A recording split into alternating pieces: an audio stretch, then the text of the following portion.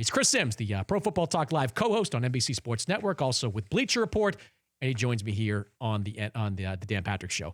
Chris, your thoughts on esports? Any thoughts there? Well, yeah, I got thoughts. I mean, I got a 12-year-old and an 8-year-old. So, I mean, between Fortnite and them sitting there in front of the TV and watching YouTube videos of other people playing video games, it's crazy. I mean, it's taken over the world. I got to set rules and regulations on my kids because I'm sitting there going, they're literally watching these videos getting dumber as I watch them. So, I try to limit it a little bit. Fortnite certainly made my little boy crazy this summer from overplaying that. I understand. I love video games. I played them when I was younger, too. I don't anymore. But I am amazed that kids watch other people play video games right now, and that is a thing, and it's extremely lucrative at this point. That's the most bizarre one of them all, because growing up and even now, I get pissed off when I have to wait to play video games. I don't want to watch somebody in the same room with me play video games. I hear you. My kids watch Ninja, and the other day my little boy was trying to say, "Hey, Dad,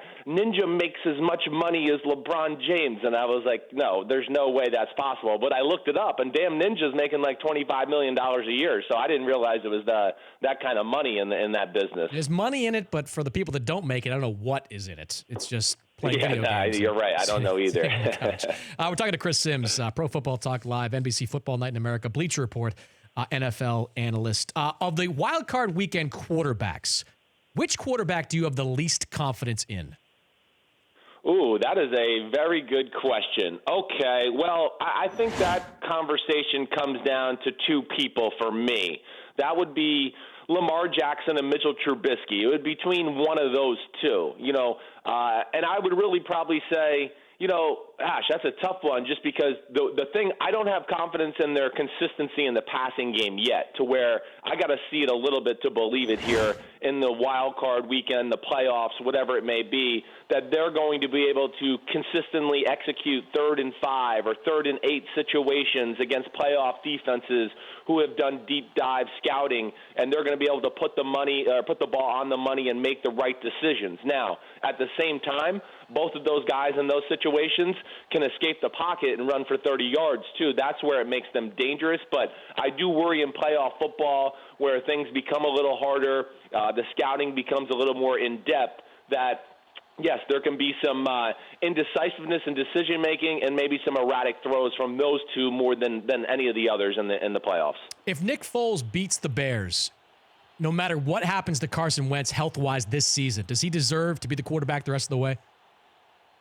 Yes, he does. Hands down, yes. I believe that even last week, once they won the game, if Carson Wentz was 100% ready to go, you ride with the hot hand here. And I'll say this to just clarify. Carson Wentz is clearly a more talented player than Nick Foles.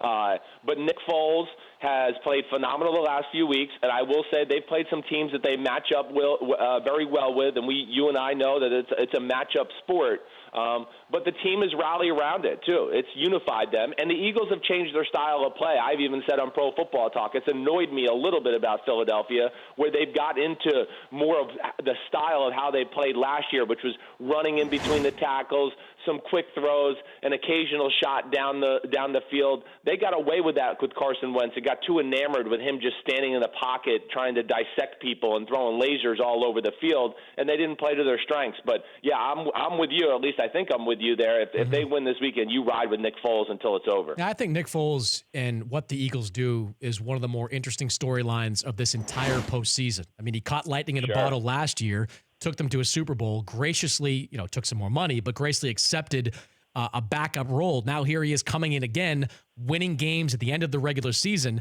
If Nick Foles catches fires again, let's say, Chris, they get to the NFC Championship game or beyond. Yeah. I mean, what do the Eagles do at that point long term?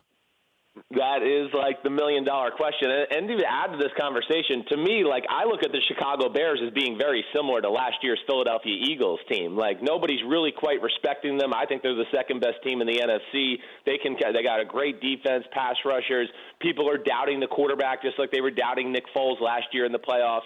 But, yeah, the Eagles are going to be in a true problem there. And I don't know what they do at this point. I would ride with Carson Wentz even if things happen this year, because I do think the end game, Carson Wentz is the more talented football player. He's young in his career. And I guess the other thing I would say is they've invested a lot to get Carson Wentz. So I guess those are the angles I would play there. I do think Nick Foles is a good quarterback. He is certainly going to be a starting quarterback somewhere next year, I would imagine. But I don't think his talent level or his ceiling is nearly as high as a Carson Wentz. Let's not forget, Carson Wentz was clearly going to be the MVP last year in the NFL when he got hurt in Week 14. I mean, I thought it was his to lose. I can remember in the Rams game where he hurt his knee, Howie Long coming out on halftime because it was a Fox game going, I'm watching John Elway out here. And it just tells you how crazy the NFL is. One injury, one thing happens, and it can just totally flip your world around. Talking to Chris Sims, Pro Football Talk Live, Bleacher Report NFL, joining me here on the Dan Patrick Show. So it's since 1970, Chris, only 10 teams in this wild card format have advanced to the Super Bowl. If you had to bet on one out of this crop to make the Super Bowl, who would you say? I would probably go with the Chargers. I think that would be the team I would look at. I'm going to pick the Chargers to beat the Ravens this weekend in a close one. The AFC is wide open, so that's how I look at it, where I just go, listen, I think any of the AFC teams, the Colts, they match up with certain teams really well, too. I wouldn't be shocked if they were there. But I look at the Chargers as one of the teams in the AFC with the least amount of weaknesses. Pretty good offensive line, great pass rushers, great team speed and secondary on their defense. They got weapons galore on the offensive side. I would argue that just out of pure wide receivers, it's the best wide receiver group there is in the NFL. You know, when you got Mike Williams, Tyrell Williams, Kelvin Benjamin, and who am I missing? I'm missing one more. Keenan Allen, sorry there.